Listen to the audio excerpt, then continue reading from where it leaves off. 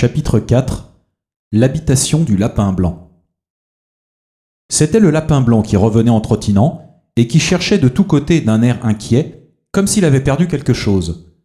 Alice l'entendit qui marmottait « La duchesse, oh mes pauvres pattes, oh ma robe et mes moustaches!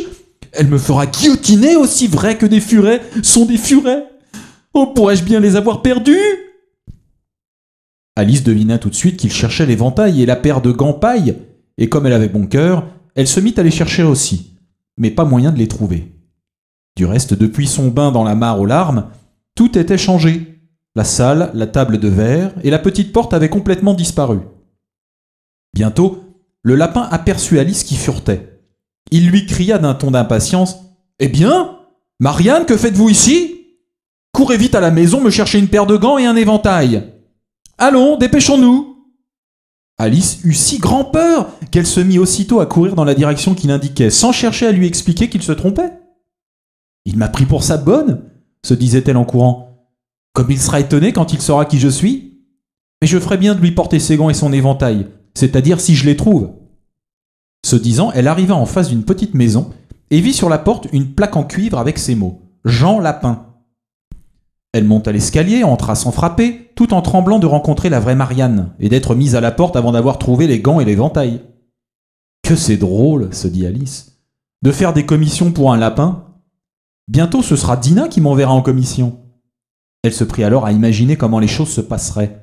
« Mademoiselle Alice, venez ici tout de suite, vous apprêtez pour la promenade ? » ?»« Dans l'instant, ma bonne. Il faut d'abord que je veille sur ce trou jusqu'à ce que Dinah revienne pour empêcher que la souris ne sorte. » Mais je ne pense pas, continua Alice, qu'on garderait Dinah à la maison si elle se mettait dans la tête de commander comme cela aux gens. Tout en causant ainsi, Alice était rentrée dans une petite chambre bien rangée, et comme elle s'y attendait, sur une petite table dans l'embrasure de la fenêtre, elle vit un éventail et 2 ou 3 paires de gants de chevreau tout petits. Elle en prit une paire, ainsi que l'éventail, et allait quitter la chambre lorsqu'elle aperçut près du miroir une petite bouteille. Cette fois, il n'y avait pas l'inscription « Buvez-moi », ce qui n'empêcha pas Alice de la déboucher et de la porter à ses lèvres. « Il m'arrive toujours quelque chose d'intéressant, » se dit-elle, « lorsque je mange ou que je bois. Je vais voir un peu l'effet de cette bouteille. J'espère bien qu'elle me fera regrandir, car je suis vraiment fatiguée de n'être qu'une petite nabotte. » C'est ce qui arriva en effet. Et bien plus tôt qu'elle ne s'y attendait. Elle n'avait pas vu la moitié de la bouteille que sa tête touchait au plafond et qu'elle fut forcée de se baisser pour ne pas se casser le cou. Elle remit bien vite la bouteille sur la table en se disant « En voilà assez, j'espère ne pas grandir davantage. Je ne puis déjà plus passer par la porte. Oh, je voudrais bien n'avoir pas tant bu. » Hélas, il était trop tard. Elle grandissait, et eut bientôt à se mettre à genoux sur le plancher. Mais un instant après, il n'y avait même plus assez de place pour rester dans cette position, et elle essaya de se tenir étendue par terre, un coude contre la porte et l'autre bras passé autour de sa tête. Cependant, comme elle grandissait toujours, elle fut obligée, comme dernière ressource, de laisser pendre un de ses bras par la fenêtre et d'enfoncer un pied dans la cheminée en disant « À présent, c'est tout ce que je peux faire, quoi qu'il arrive. Que vais-je devenir ?» Heureusement pour Alice, la petite bouteille magique avait alors produit tout son effet. Et elle cessa de grandir. Cependant, sa position était bien gênante, et comme il ne semblait pas y avoir la moindre chance qu'elle pût jamais sortir de cette chambre, il n'y a pas à s'étonner qu'elle se trouvât bien malheureuse. « C'est bien plus agréable chez nous, » pensa la pauvre enfant. « Là du moins, je ne passais pas mon temps à grandir et à rapetisser, et je n'étais pas la domestique des lapins et des souris. Je voudrais bien n'être jamais descendue dans ce terrier. Et pourtant, c'est assez drôle, cette manière de vivre. Je suis curieuse de savoir ce que c'est qui m'est arrivé. Autrefois, quand je lisais des contes de fées, je m'imaginais que rien de tout cela ne pouvait être. Et maintenant, me voilà en pleine féerie. On devrait faire un livre sur mes aventures, il y aurait de quoi. Quand je serai grande, j'en ferai un, moi. Mais je suis déjà bien grande, dit-elle tristement. Dans tous les cas, il n'y a plus de place ici pour grandir davantage. Mais alors, pensa Alice, ne serais-je donc jamais plus vieille que je ne le suis maintenant ? D'un côté, cela aura ses avantages, ne jamais être une vieille femme. Mais alors avoir toujours des leçons à apprendre ? Oh, je n'aimerais pas cela du tout. Oh, Alice, petite folle, se répondit-elle. Comment pourriez-vous apprendre des leçons ici ? Il y a à peine de la place pour vous, et il n'y en a pas du tout pour vos livres de leçons. Et elle continua ainsi, faisant tantôt les demandes et tantôt les réponses, et établissant sur ce sujet toute une conversation. Mais au bout de quelques instants, elle entendit une voix au dehors et s'arrêta pour écouter. « Marianne! Marianne !» criait la voix. « Allez chercher mes gants bien vite !» Puis Alice entendit des piétinements dans l'escalier. Elle savait que c'était le lapin qui la cherchait. Elle trembla si fort qu'elle en ébranla la maison, oubliant que maintenant elle était 1000 fois plus grande que le lapin et n'avait rien à craindre de lui. Le lapin, arrivé à la porte, essaya de l'ouvrir. Mais comme elle s'ouvrait en dedans et que le coude d'Alice était fortement appuyé contre la porte, la tentative fut vaine. Alice entendit le lapin qui murmurait « C'est bon, je vais faire le tour et j'entrerai par la fenêtre. »« Je t'en défie !» pensa Alice. Elle attendit un peu, puis quand elle crut que le lapin était sous la fenêtre, elle étendit le bras tout à coup pour le saisir. Elle ne prit que du vent. Mais elle entendit un petit cri, puis le bruit d'une chute et de vitres cassées, ce qui lui fit penser que le lapin était tombé sur les châssis de quelques serres à concombre. Puis une voix colère, celle du lapin. « Patrice! Patrice, où es-tu » Une voix qu'elle ne connaissait pas répondit. « Me v'là, notre maître. Je bêchons la terre pour trouver des pommes. »« Pour trouver des pommes !» dit le lapin furieux. « Viens m'aider à me tirer d'ici !» Nouveau bruit de vitres cassées. « Dis-moi un peu, Patrice, qu'est-ce qu'il y a là, à la fenêtre ?»« Ça, notre maître ? Ah, c'est un bras. »« Un bras, imbécile ! Qui a jamais vu un bras de cette dimension ? Ça bouge toute la fenêtre. »« Bien sûr, notre maître, mais c'est un bras tout de même. » Dans tous les cas, il n'a rien à faire ici. Enlève-moi ça bien vite. Il se fit un long silence et Alice n'entendait plus que des chuchotements de temps à autre comme « Maître, j'osons point. Fais ce que je te dis, Capon !» Alice étendit le bras de nouveau comme pour agripper quelque chose. Cette fois, il y eut 2 petits cris et encore un bruit de vitres cassées. « Que de châssis il doit y avoir là !» pensa Alice. « Je me demande ce qu'ils vont faire à présent. Quant à me retirer par la fenêtre, je le souhaite de tout mon cœur, car je n'ai pas la moindre envie de rester ici plus longtemps. » Il se fit quelques instants de silence. À la fin, Alice entendit un bruit de petits trous, puis le son d'un grand nombre de voix. Elle distingua ces mots. « Où est l'autre échelle ? Je n'avais point qu'à en apporter une. C'est Jacques qui a l'autre. »« Allons, Jacques, apporte ici, mon garçon. Dressez-la là au coin. Non, attachez-les d'abord, l'une au bout de l'autre. Elles ne vont pas encore moitié assez haut. Ça fera l'affaire, ne soyez pas si difficile. Tiens, Jacques, attrape ce bout de corde. Le toit portera-t-il bien ? Attention à cette tuile qui ne tient pas. Bon, la voilà qui dégringole. Gare aux têtes !»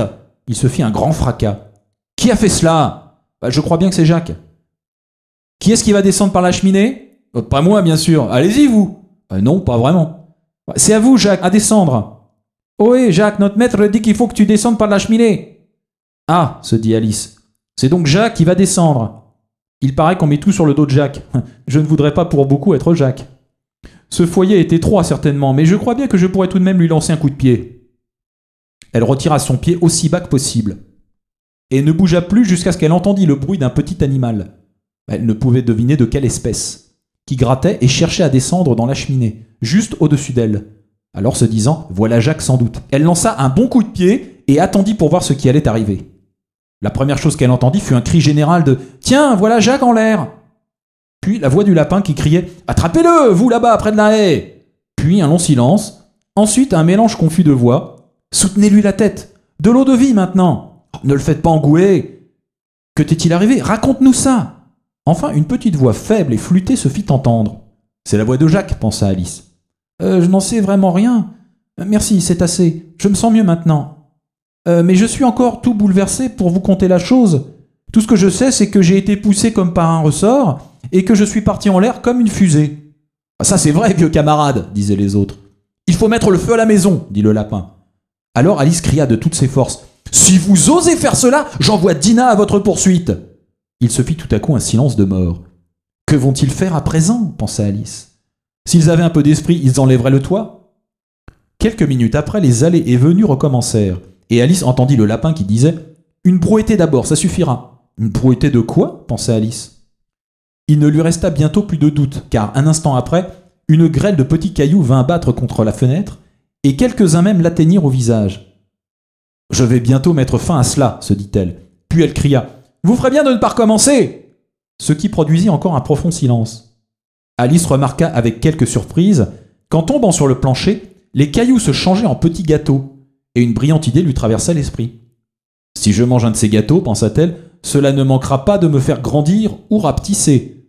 Or, je ne puis plus grandir, c'est impossible, donc je rapetisserai. » Elle avala un des gâteaux et s'aperçut avec joie qu'elle diminuait rapidement.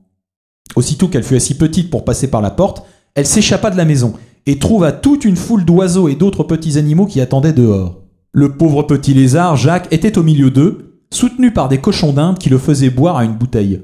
Tous se précipitèrent sur Alice aussitôt qu'elle parut, mais elle se mit à courir de toutes ses forces et se trouva bientôt en sûreté dans un bois touffu. « La première chose que j'ai à faire, dit Alice en errant çà et là dans le bois, c'est de revenir à ma première grandeur. La seconde, de chercher un chemin qui me conduise dans ce ravissant jardin. C'est là, je crois, ce que j'ai de mieux à faire. » En effet, c'était un plan de campagne excellent, très simple et très habilement combiné. Toute la difficulté était de savoir comment s'y prendre pour l'exécuter. Tandis qu'elle regardait en tapinois et avec précaution à travers les arbres, un petit aboiement sec, juste au-dessus de sa tête, lui fit tout à coup lever les yeux. Un jeune chien, qui lui parut énorme, la regardait avec de grands yeux ronds et étendait légèrement la patte pour tâcher de la toucher. « Pauvre petit !» dit Alice d'une voix caressante, et essayant de siffler. Elle avait une peur terrible cependant, car elle pensait qu'il pouvait bien avoir faim, et que dans ce cas il était probable qu'il la mangerait, en dépit de toutes ses câlineries. Sans trop savoir ce qu'elle faisait, elle ramassa une petite baguette et la présenta au petit chien qui bondit des 4 pattes à la fois, aboyant de joie, et se jeta sur le bâton comme pour jouer avec. Alice passa de l'autre côté d'un gros chardon pour n'être pas foulée aux pieds. Sitôt qu'elle reparut, le petit chien se précipita de nouveau sur le bâton, et dans son empressement de la saisir, buta et fit une cabriole. Mais Alice, trouvant que cela ressemblait beaucoup à une partie qu'elle ferait avec un cheval de charrette, et craignant à chaque instant d'être écrasée par le chien, se remit à tourner autour du chardon. Alors le petit chien fit une série de charges contre le bâton. Il avançait un peu chaque fois, puis reculait bien loin en faisant des aboiements rauques. Puis enfin il se coucha à une grande distance de là, tout haletant, la langue pendante, et ses grands yeux à moitié fermés. Alice jugea que le moment était venu de s'échapper. Elle prit sa course aussitôt, et ne s'arrêta que lorsqu'elle se sentit fatiguée et hors d'haleine, et qu'elle n'entendit plus que faiblement dans le lointain les aboiements du petit chien. « C'était pourtant un bien joli petit chien, » dit Alice en s'appuyant sur un bouton d'or pour se reposer, et en s'éventant avec une des feuilles de la plante. « Je lui aurais volontiers enseigné tout plein de jolis tours si j'avais été assez grande pour cela. Ah, mais j'oubliais que j'avais encore à grandir. Voyons, comment faire? Je devrais sans doute boire ou manger quelque chose, mais quoi? Voilà la grande question. » En effet, la grande question était bien de savoir quoi. Alice regarda tout autour d'elle les fleurs et les brins d'herbe, mais elle ne vit rien qui lui parût bon à boire ou à manger dans les circonstances présentes. Près d'elle poussait un large champignon, à peu près haut comme elle. Lorsqu'elle lui examinait par-dessous, de côté et de l'autre, par devant et par derrière, l'idée lui vint qu'elle ferait bien de regarder ce qu'il y avait dessus. Elle se dressa sur la pointe des pieds et, glissant les yeux par-dessus le bord du champignon, ses regards rencontrèrent ceux d'une grosse chenille bleue assise au sommet, les bras croisés, fumant tranquillement une longue pipe turque, sans faire la moindre attention à elle ni à quoi que ce fût.